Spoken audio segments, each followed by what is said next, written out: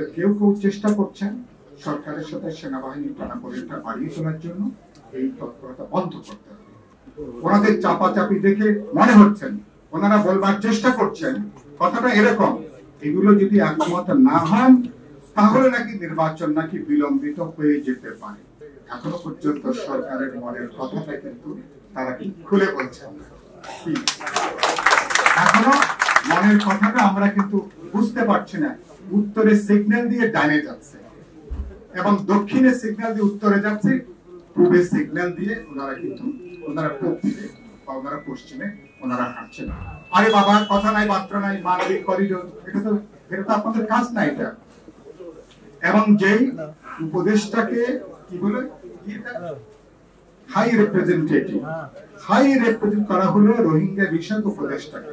প্রথমে তিনি চমক দেখালেন 1,80,000 রোহিঙ্গাকে 6 মাসের মধ্যে আরাকানে তিনি তাদেরকে প্রত্যাবাসন করবেন, ফেরত পাঠাবেন। ওমা, তারপরে খবর নাই।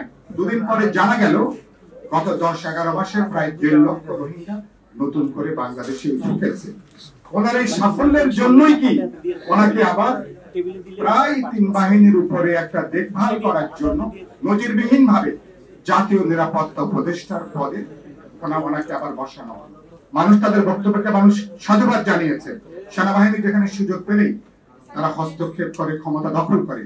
বাংলাদেশের এরকম একটা ক্রান্তিকালও তারা বলছেন আমরা গণতন্ত্র চাই, দেশে নির্বাচিত সরকার চাই এবং আমরা পেশাগত দায়িত্ব পালন করতে চাই। এবং তারা অসাধারণ গুরুত্বপূর্ণ বলছেন আমরা জাতীয় নিরাপত্তা বিপন্ন হয় এরকম কোনো কিছু সেনাবাহিনী করবে না এবং তারা শেষ রক্তবিন্দু পর্যন্ত দেশের স্বাধীনতা নিরাপত্তাকে তারা রক্ষা করবেন। তাহলে স্বাভাবিকভাবে এগুলো বলবার কথা না, কিন্তু এরকম একটা অবস্থা থেকে উচিত হবে না। আমরা বলেছি প্রথম উপদেশটাকে, আপনাদের কেউ কেউ চেষ্টা করছেন সরকারের সাথে সেনাবাহিনীর টানাপোড়েনটা বাড়িয়ে তোলার জন্য। এই তৎপরতা বন্ধ করতে হবে। ওনাদের চাপাচাপি দেখে মনে হচ্ছেন ওনারা বলবার চেষ্টা করছেন কথাটা এরকম, এগুলো যদি একমত না হন তাহলে নাকি নির্বাচন নাকি বিলম্বিত হয়ে যেতে পারে। এরকম কথা আকারে ইঙ্গিতে বলার চেষ্টা করছেন। আমরা পরিষ্কার করে বলতে চাই এটা আপনাদের এখতিয়ারের বাইরে, এটা আপনাদের ম্যান্ডেটের বাইরে। আপনাদের কাজ হচ্ছে একটু আগে রোহিতন প্রিন্স বললেন, সব বক্তারা এখানে বললেন, আমাদের নেতারা যেখানে আমরা একমত হতে পারবো সেখানে আমরা সনদটা স্বাক্ষর করবো।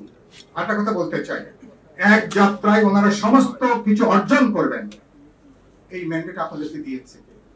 আমি এ টু জেড সমস্ত কিছু আমি একবারেই সেখানে অর্জন করতে পারবো এবং সেটাও আপনাদের চাওয়া মতে। তো তাহলে তো এর কদিন আগে ঘোষণায় উল্লেখ করেছিলেন, তাহলে তো আর বহুত্ববাদ দরকার নাই, তাহলে তো গণতন্ত্র দরকার নাই, তাহলে তো একটা বাকশালী করলেই কিন্তু এখানে চলে। আমরা নিশ্চয়ই বাকশালী কোনো চিন্তা, বাকশালী কোনো ভুল জবরদস্তি করে আপনি চাপিয়ে দেবেন আর রাজনৈতিক দলগুলো সেখানে তারা আপনার সই করবেন, এরকম কোনো অবস্থা বাংলাদেশে নাই। মেহরবানি করে এই খেলাটা বন্ধ করেন। আপনাদের দিন দুনিয়াটা একটু ছোট করেন, এজেন্ডাটা ছোট করে আনেন। যেটুকু আমরা আলাপ আলোচনা করে বোঝাপড়ার জায়গাটায় আসতে পারবো সেই জায়গাটায় এসে আমরা আলাপ আলোচনা করে কিভাবে আমরা কত দ্রুত আমরা নির্বাচনটা সম্পন্ন করতে পারি সে ব্যাপারে আপনারা মনোযোগ দেবেন।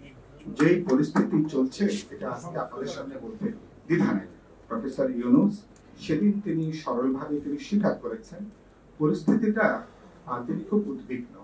বিশেষ করে আওয়ামী লীগকে নিষিদ্ধ করবার পরে তিনি দেখছেন যে আওয়ামী লীগ এবং তিনি দেশের নাম উল্লেখ করেননি কিন্তু পার্শ্ববর্তী বৃহৎ প্রতিবেশীর কথাই তিনি বলতে চেয়েছেন, তারা বহুমাত্রিক তৎপরতায় তারা এখানে যুক্ত আছে। তো সেখানে আপনি তাহলে সরকারের দায়িত্বটা কি? রাজনৈতিক দলগুলো ঐক্যটা গড়ে তুলবেন, অংশীদারদের মধ্যে বোঝাপড়াটা গড়ে তুলবেন। সেই জায়গাটা না হেঁটে প্রতিদিন এমন প্রশ্ন উত্থাপন করছেন।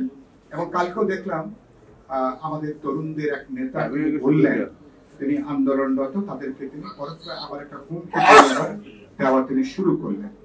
তা আপনারা কি